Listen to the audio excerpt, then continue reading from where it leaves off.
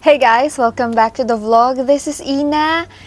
And for today's video, nasa ika-4 na kabanata na tayo ng series na ating nire-review na I Love You Since 1892. Masyado ng exciting ang mga pangyayari dahil nasa panahon ng 1892 na si Carmela. So, mag-start na tayo in 3, 2, 1.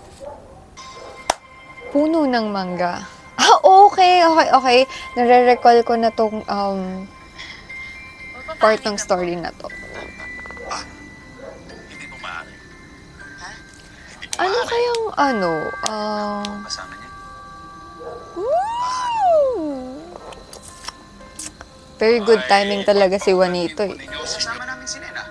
Ang kasambahay. Maglalakad-lakad kami. Okay. Ako na ang bahala. No, hindi pa ako ready. Maalala ko na naman yung mga nakakahiyang ginawa ko.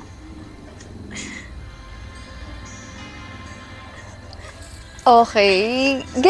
Gets ko na kung, alam nyo nung una, hindi ko nakikita pa din si Juanito kay Jerome Ponce, pero little by little, nagigets ko na kung bakit siya yung kinuha ng Viva.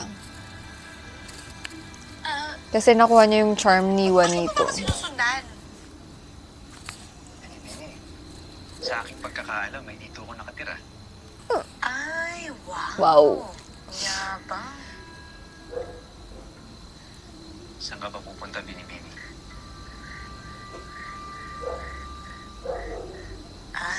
Kids.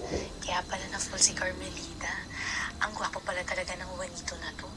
Binibini? Grabe naman yung binibini. Gusto niyang gumaganon si Juanito kay Carmela. Nasaan ba yung puno ng mangga dito? Bakit mo na itanong? Hindi ka pwede sabihin. Basta.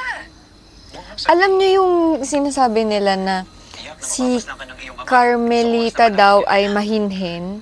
Pero sa totoong, Aking ama? yung book kasi is more on halos si Carmela yung nabuhay. So, gets ko na bakit napunta kay Heaven. And hindi naman siya sobrang prim and proper. Oo, nandun tayo sa panahon ng 1892. Pero kasi, nasa modern time si Carmela. So, mostly, yung kilos niya, yung ano niya, is pang present. So, konti lang kasi yung scenes ni Carmelita dito. Bali, patapos na. Patapos na din nung stories. Tas, konting-konti lang talaga. Kaya, sabi ko, mas gets ko. Kasi Carmela eh. Kung paano ko nai-imagine sa libro yung dapat na actions nung Carmela, nakukuha naman ni Heaven. And also with Jerome. So, na-excite na ako pagka lumabas na si Leandro. Kasi parang may scene na siya eh. Hello? Kaya nga kita iniiwasan. Ikaw lang kung sunod ng sunod eh. Juanito. Ginoong Juanito. Alam mo yung kasabihan na kapag sobrang nakakahiya yung isang pangyayari, mas mabuting Kalimutan isipin na na lang natin na parang wala nangyari. Agree! Totoo. Parang walang nangyari. Hindi ko pa narinig ang kasabihan na yan. Ngayon narinig mo na. Sa libro mo ito nabasa kung sino nagsabi sa'yo nito. Sinabi ni Ama. Naging quotable quotes pa nga ang kanyang ama. Ano mo, Binibini? Naalala ko ikaw hindi pa nakakapagpasalamat sa akin. At May utang na loob pa nga. Una, niligtas kita. Pangalawa, hindi kita isinumbong kay Madre Olivia kung ibig mong tumakas sa inyong kumbento. At pangatlo, Naniningil? nandito ako upang samahan ka. Alam niyo yung Bira ako mag-thank you sa isang tao. yung parang, Pero dahil ang kulit at wagas ko baka ngiti ng lalaki. oo, yun, sobrang ngiti ni Juanito na parang hindi siya naiinis kay Carmela sa mga nangyayari. Bahala ka. Ngunit kung ang puno ng mangga ang iyong hanap, wala nandito sa aming hardin. Ngunit, may alam ako sa labas ng aming asyenda. ba ako sa kanya? He's a stranger. Grabe naman kasi yung ngiti. Hindi ako tuto, no? Binibini?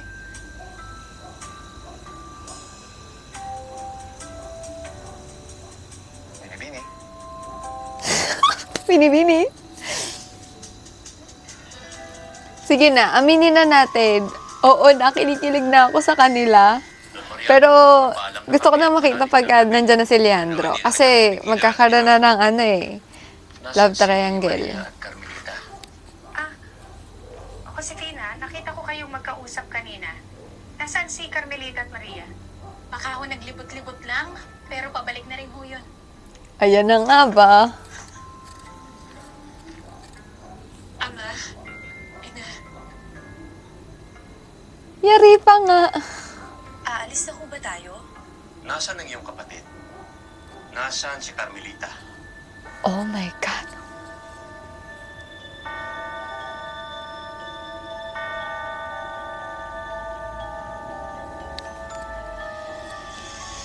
Malayo pa ba tayo? Malapit na. So, expert din pala siyang tumakas. Bakit pala hindi mo nalang pinakausap sa iba na manguha ng mangga para sa'yo? Para hindi delikado sa... Hindi niya ako buntis! Parang kang adik. Ano ang salitang iyong tinuran? Ayan na ang mga words ni Carmela. Ang ibig sabihin ng adik, Maginoo. What if adik, yung mga tawag sa adik ngayon is Maginoo? Nakakaloka. Hindi maaari. Delikado. Handaan. Baka mapahamak ka. Nagkalawang busy sa panahon nila. Ba, kaya ko sarili ko. Nakikita mo ba to?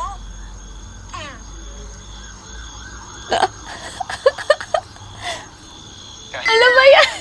Ay, malaka! Akala ko ba kayo walang kinakatakutan? Pero sa palaka. Hindi na sa puso yung palaka. Sigaw. Yung palaka, Yung palaka pa talaga yun.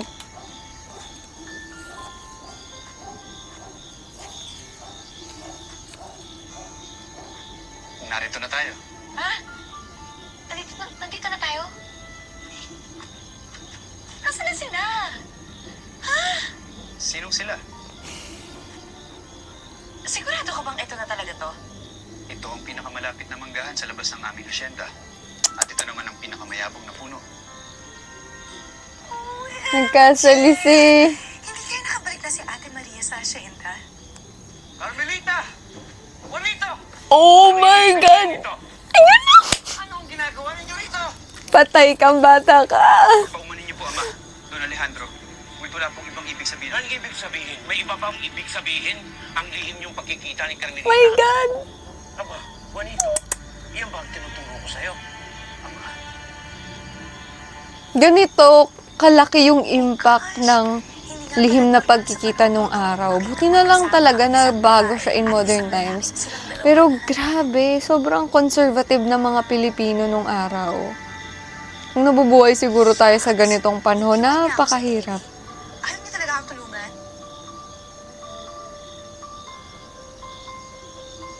Ito yung ginagawa ko dati kapag gusto kong tumakas sa seremonidad. Sana effective din dito.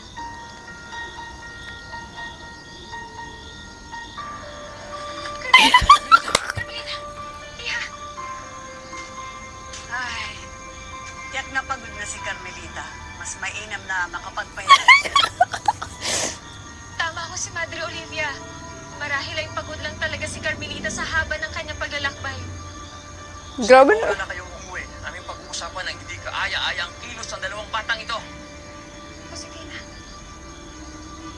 Nakaka-stress! Sobrang hirap mabuhay nung araw.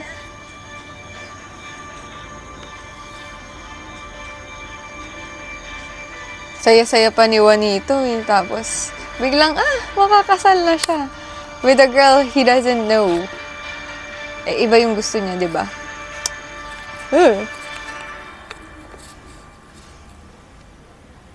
Ang ganda ng buwan. Totoo kayo. Safe space na to. Gusto ko na sana makabalik sa mundo ko. Anak, Huwag mong masyadong damdamin yung sinabi ng tatay mo kanina, ha? Tatay? Malamang nabigla lang yun. Ulit maranasan magkaroon ng mom.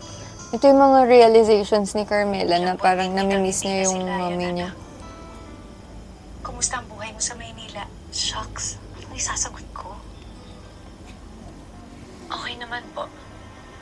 Okay naman. Okay. Madalas bang gamitin ang salitang yan sa Maynila? Shit. Maayos. Olivia, I should shut my mouth na. Ano po, parang Maayos. Ayos naman. Mabuti naman po. Parang ganyan po.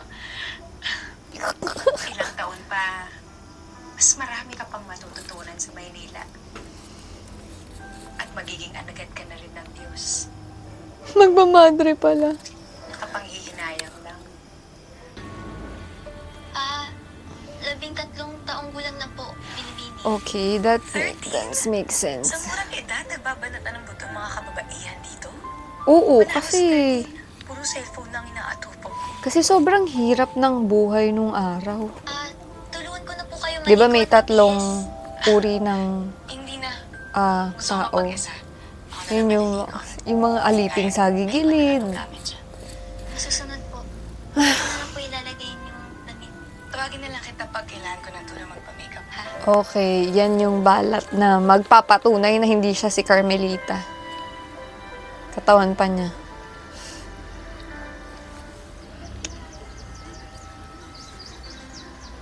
In fairness naman talaga sa mga damitan na ginagamit nila dito. Grabe, sobrang init. Pero, I agree dun sa one of the comments. Bakit laging naka-choker si Carmela? Meron, comment down nyo kung ano yung ibig sabihin ng choker pagka nung araw. Pasensya na po, ina. Doña Soledad? Doña Juanita. Magandang umaga, Doña Soledad. Mga binibini. Binibining Carmelita. Bakit pangiti-ngiti na naman ito? Magandang umaga, Doña Juanita. Juanito, ipagpaumanhin ninyo. Ngunit kailangan na namin maunan ni Carmelita. Katatapos lamang ng misa. Hindi ba kayo dadalo sa salo-salo mamaya? Hindi na po mapigilan ni Carmelita. Ibig na niya magbawas.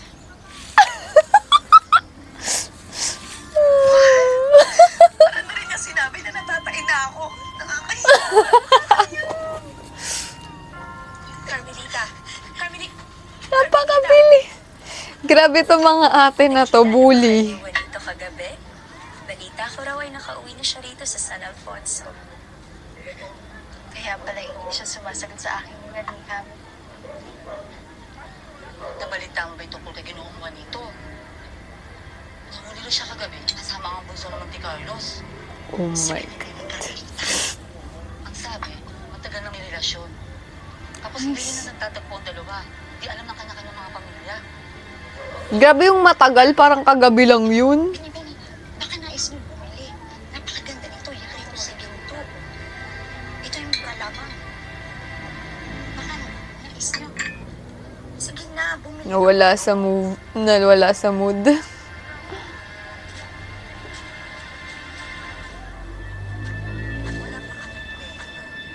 Gusto ko yung for the so good tong si Natasha eh. 6 na buwan pa lamang nakakalis ang aking kapatid. Ngunit ano itong usap-usapan na ikaw ay may kadagpo ng iba? Ito yung babae na nampal sa akin sa kumbento. Ano nga ulit pangalan niya?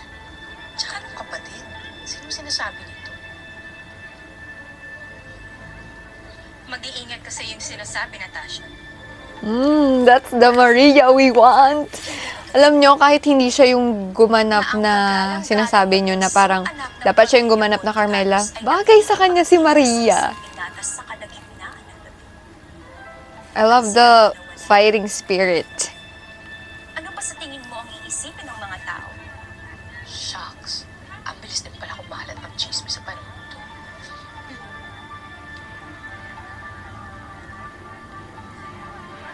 Pagpaumahin mo, Natasha. Ngunit ang iyong kaalaman ay ilahaka-haka lang. Lo se es verdad. hablar contigo es una perdida de tiempo. Grabe, kinikilabutan ako. Nagsa-Spanish sila. Vámonos, Carmelita. Vamonos. Oh, si Dora. Gusto na rin pala Di ba si Dora? Vamonos, let's go! We're going home. Huwag mo na lang dibdibin ang sinabi ni Natasha. Ganun lamang talaga ang kanyang ugali. Ikaw na lang ang mag-ingat sa pakikitungo sa kanya. Sobrang, alam ko napaliwanag sa book to kung bakit ganyan kasama yung ugali ni Natasha. Kasi sobrang insecure niya dun sa magkakapatid. spotted. Ako ba yung hinihitian niya? Carmelita! Si Sonia. Kay tagal na natin hindi nagkita. Marami akong ibig ibahagi sa'yo. Ate Maria, pwede ko bang mahiram sandali si Carmelita? Kakwentuhan lang kami. Sige. Grabe ang mga jeans ng Juanito, ng Alfonso ah. Ganda ni Sonia. Saglit lang ha. Magkakwentuhan lang kami. Sige, Sonia. Magkapatid sila. Masyado ko naman silang ginudge. Judge na ba ako? Sige, Sonia. Sabihan mo na lang ako pag ibig mo nang umalis. Yung ibig gusto. Sana mabuti na ang iyong lagay. Kasa, pinaalala pa talaga niya. Wisit ka talaga. Yung bardagulan talaga ni Juanito at ni Carmelita.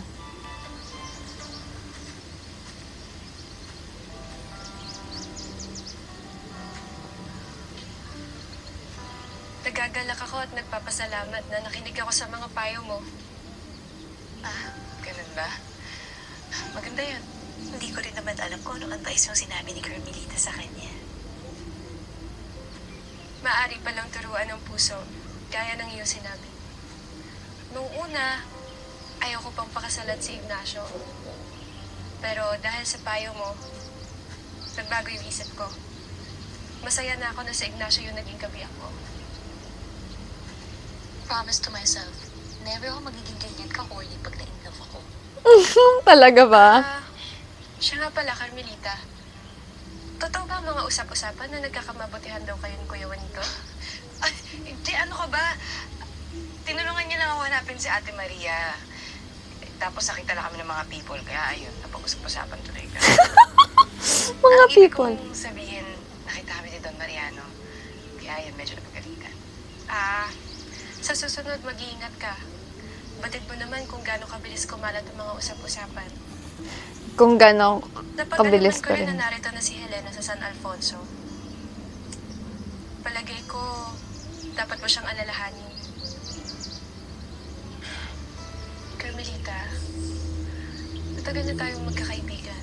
Naway wag mong saktan ng kanyang damdamin. Batid kong hindi mo naman kagustuhan ang nangyari. Kaya pakiramdam ko, mas makabubuti kung kapag usap kayo. Para malinaw lahat. Yung girl, may hawig siya dun sa Ay, kasalanan second ko child si Carmelita. ni Sunshine Tapos, Cruz. ako magsusuri.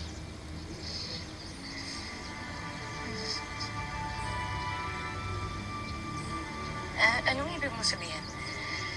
Iyo ba nakaligtaan? Matagal na may pagtingin si Helena kay Kuya Juanito. What? May nagkaka-crush din pala kay Juanito bukod kay Carmelita.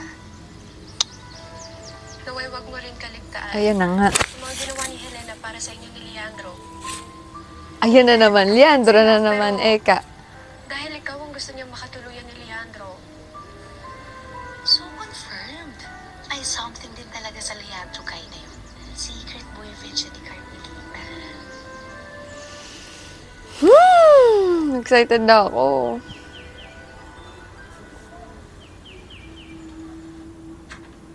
Ama, Ina, nais siya ako kung makausap.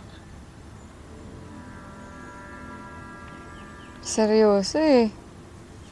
Sa bayan ay may kumakalat na balita tungkol sa nangyari sa asyenda. Juanito, naniniwala ako na wala kayong relasyon ni Binibining Carmelita. Ngunit hindi matutuwa si Don Alejandro. Nais niyang linisin mo ang pangalan ng kanyang anak. Linisin. Paano? Ibig niyo bang sabihin ay Pakasalan mo siya. Ayan na nga. Arranged marriage. Pilitin. Nasa siyang desisyon. Hindi pinipilit, pero binigyan siya ng no choice. Gets?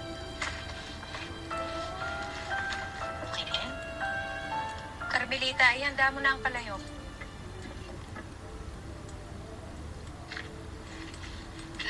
Ano ko ba sasabihin to? Kung may oven lang dito, nilutuan ko na sila ng lasagna. Ina, parang masama ako yung pakiramdam ko. Parang hindi ko po kaya magluto ngayon. Ako, anak. Di ba't matagal ko nang naituro sa inyong magkakapatid ang espesyal na pagluluto ng kaldereta? Bukod doon, kailangan ay ikaw ang magluluto nito ngayon. Ayan, wala siyang choker. Doña Soledad, hindi pa po namin natatapos ang mga palamuti sa salas nang mawalan po ng malay ang tagapangasiwa. Sige. Carmelita, ituloy mo na ang pagluluto. Halika, sumunod ka sa akin. Alam ko yung ate niya yung magluluto nito. Anong gagawin ko rito? Ayan na! Sister! Masama pa rin ba ang iyong pakiramdam? Kung ako ang magluluto ngayon, mawawala ba ang iyong sama ng loob? Talaga? Nais ko sana humingi ng tawad na wala sa aking isip na may namamagitan pala sa inyong Juanito. Kalimutan natin yun. Tulungan mo na ako. Nakakaloka!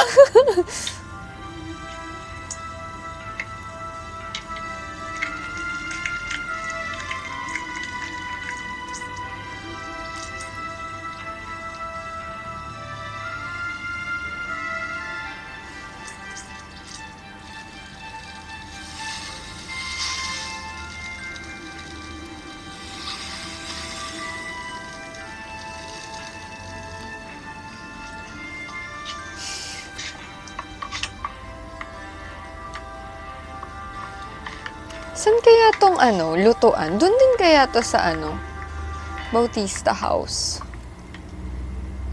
Bini-bini, ayusin po natin ang palamuti sa iyong buhok. Mapapagalitan po ako ng inyong ina. Binili na sa akin na ayos na pag maigi. Oo, naman dito. Dito lang naman ako sa bahay. Carmelita, anak. Kahit anong marinig mo mamaya, umiti ka lang, ha?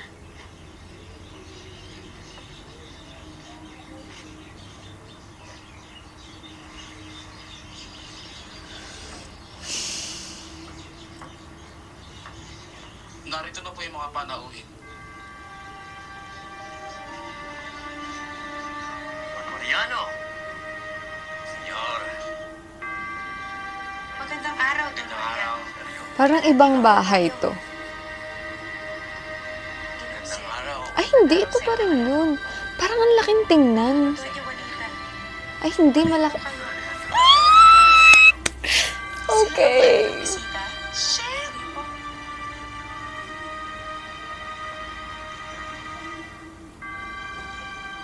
Ang tatangkad ang tatangkad ng mga Alfonso. In-expect ko dun sa tatay nila is maliit. Parang hindi naman pala.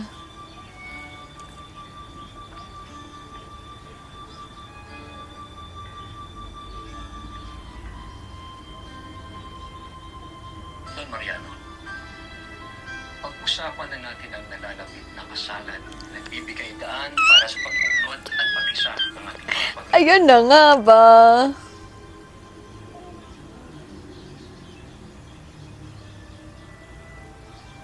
Kasal? Sino ikakasal? Don Mariano, alam ng marami na ang aming dalagang anak ay madalas lang narito sa aming tahanan sapagkat siya ay hindi sanay makisalamuha sa maraming tao. Ita, Monte Carlos, sa ikalawang binatang anak ng inyong pamilya, Talagang inihahabilin na. iyo, Juanito, ikaw na ang bahala sa anak ko.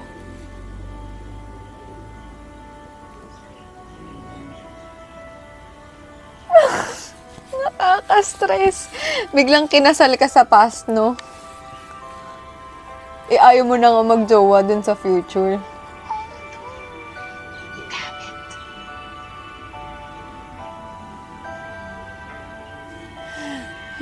Carmela. Anong pinasok mo?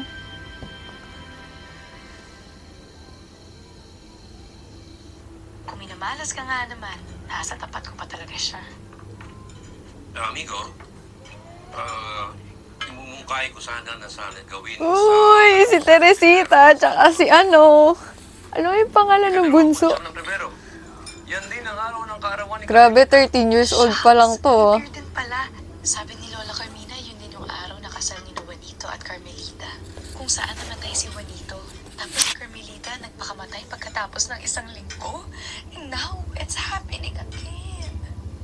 Nais din po sana namin na sa simbahan ng San Alfonso sila ikasal. Kami nang bahala sa lahat ng gastusin. Hindi ba talaga siya tutol sa kasal na to? Baka naman may hiningi siyang kapalit. Or bibigyan siya ng malaking pamana. Anong iyong masasabi, Binibining Carmelita? Carmelita, tinatanong. Sana hindi ka ganun kasabaw.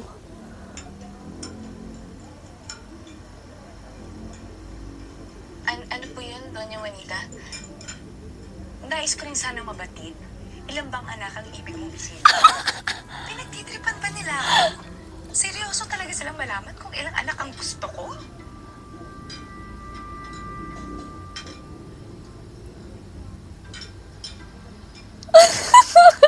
Ako yung nag-aantay ng sagot. Parang ilang hindi pa makapagpasya si Carmelita. Kasi alam ko hindi siya nakasagot nito eh. Minumungkahin ko lamang na mas makabubuti siguro kung mas marami silang magiging supling ng Juanito. Hindi ba, anak? Nakaka-stress. Yung wala naman kayong relasyon ng lalaking ipapakasal sa'yo. Tapos ganito yung usapan. Bakit ba anak ang pinag-uusapan? Parang gusto kong masuka. Para sa akin ay sapat na ang 12 anak. Aba, seryo. Napakarami naman yata ang 12. Ang mungkahi ko ay 10. Hanggang 8 anak lang siguro ang aking mumungkahi. 8. Gosh, ano nangyayari? No bidding? Ano ako? Inahimbabo? May balat pala si Heaven dito. Binibining Carmelita. Parang Ito. Wala.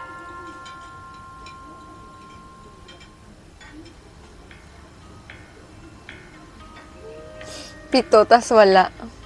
My God, tumataas ang blood pressure ko. 7! Anong ibig mo sabihin, anak? Hindi mo ba ibig magkaroon ng anak? Jesus Maria Jose. Carmelita, bawiin mo yung tinuran. Itinuturi na isinumpa ang babaeng ayaw magkaanak.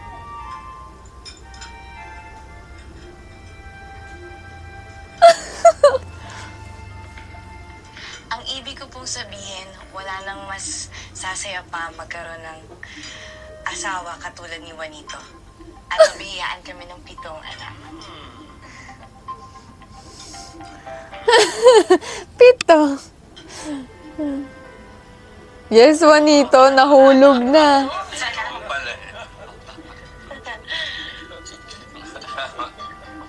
Tila na paibig mo si Juanito sa pamamagitan ng kaldereta.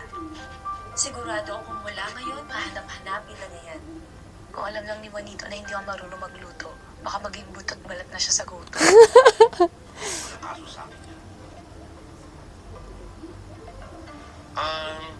Siya nga pala, meron akong nauulinigan na mahusay daw si Carmelita na tumugtog ng piano.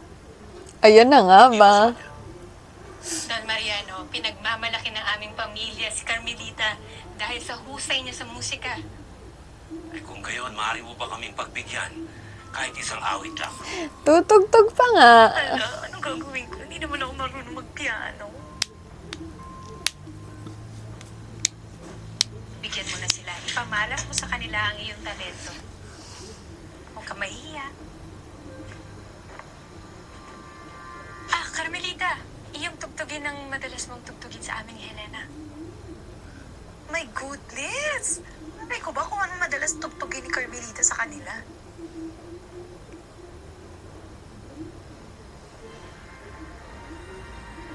Lord, pabukayin mo na ang lupa at kainin na ako. Ngayon na, please!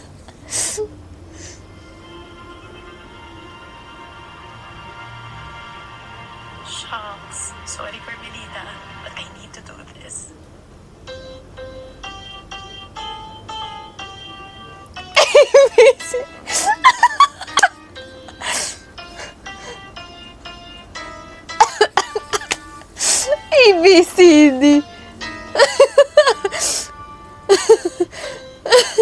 Alam ni Sonia, hindi yun yung tinutugtog eh.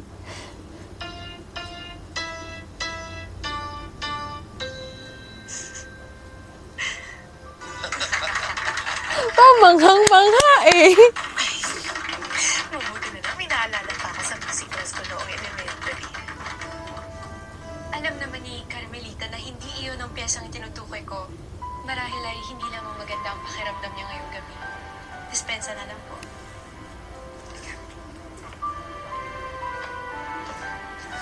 Ang ganda ni Sonia. Akala ko, mas gusto ko yung mukha niya kaysa kay Helena. Kasi yung kay Helena, ang ganda din, pero alam niyo yung parang may tinatagong, Ay, natok pa kulo. ako. Pero kailangan ko magpaturo kay Madre Olivia kung paano magluto. Mahirap na. Baka hanap-hanapin nga nila sa akin yung luto ng kaldereta. Hindi naman pwedeng iasa ko lang forever kay Ate Josefina. Pag may okasyon or lumalabas si Carmela, may choker siya, pero pag nasa bahay siya, wala siyang choker. Gusto ko talaga malaman kung may meaning yun eh. Hindi maaaring sobra. Cooking show na pala ito. Magiging maganda ang lasa ng lutuin kapag minadali mo. Parang wala to sa book. Pagluto. Parang hindi siya tinuruan dun. Kayang-kaya ko yun eh. At least may time. Comment down nga kung nasa book to, yung scene na to, na may Ako na po. parang cooking show or cooking tutorial sila ni Mother Olivia. Ay, iha. Sabi yung pagka-clingy ni... Nalapitin ka ng problema. Kailangan mo ayusin ang mga kusot na ginawa mo rito. Siguraduhin mo walang makakaalam o maghihinala sa kakaiba mong kilos.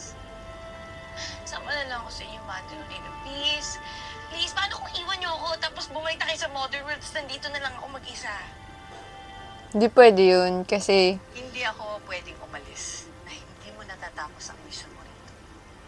Huwag mag-alala. Sa ngayon, ako lang nakakaintindi sa'yo. Pero pagdaan ng mga araw, marami ring hirami sa'yo. Carmelita, Madre Olivia. Iha, maganda pa at alis tayo mamaya. Sige. Oh, Em! Saan kaya kami pupunta? Wala ka bang dalang bulaklak, anak? Oh? Hindi ba't may sakit ang iyong kaibigan? Kaya masinama kita para madali. Uy, nandito na ba si Leandro? May mahalaga rin kaming pag-uusapan nila.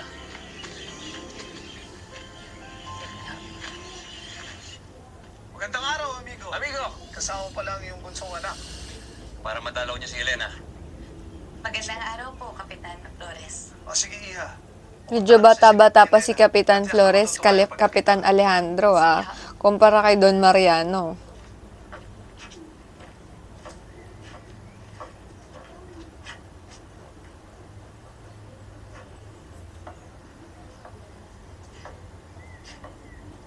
Saan kaya tong bahay naman na to? Saan pa kasi ang urong ni Helena?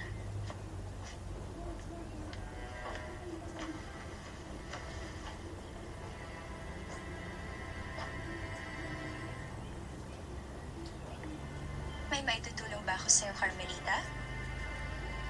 Si Natasha, yung mean girl na nang away sa amin ni Ate Maria kahapon.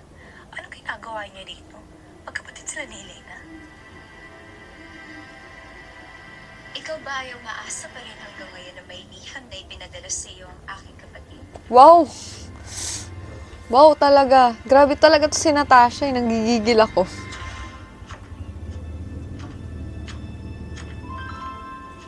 Ipagpaumanhin po ninyo, Binibining Natasha. Pinag-utos po ni Kapitan Vicente na aking ihatid si Binibining Carmelita sa silid ni Binibining Helena. Oh, thank you, Universe. Sign na ayaw mo ako mapaaway. Observa dos pasos. Ano sinasabi niya? Hindi ko siya gets. Podrías caerte y no puedo esperar.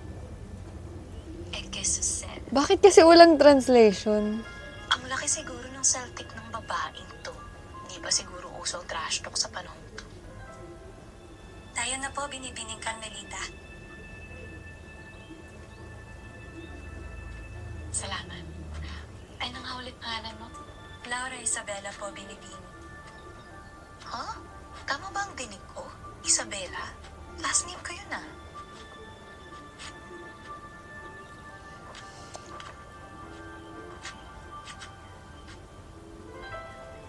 Maldita.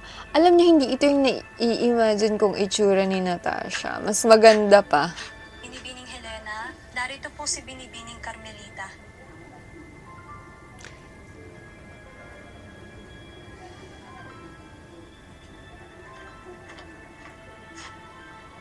Kamusta ka? Anong ginagawa mo rito?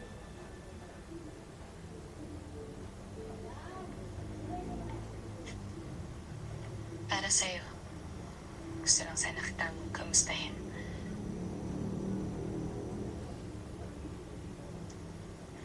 Ako? Kakamustahin mo? Para saan? Nakatakdaan ng inyong kasal ni Juanito.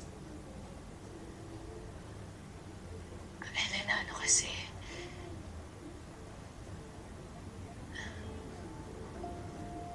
Kahapon lang ay kapatid ko ang iyong sintahan. Ngayon si Juanito naman. Grabe, sobrang playgirl yan. Yung napapatid na matagal na ako may pagtingin kay Juanito, hindi ba? Maniwala ka. Aksidente lang talaga yung nangyari nung nakita kami sa ilalim ng puno ng mangga. Hinahanap ko lang talaga nun si Ate Maria. Bago ako makasiguro na wala akong pagtingin kay Juanito. Ang tangkad pala nitong si Helena.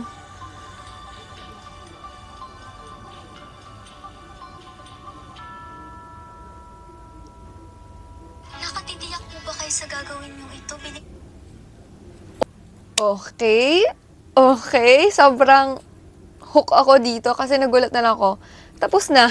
Like, abangan na ako. Nas-abangan na ako kasi nabitin ako.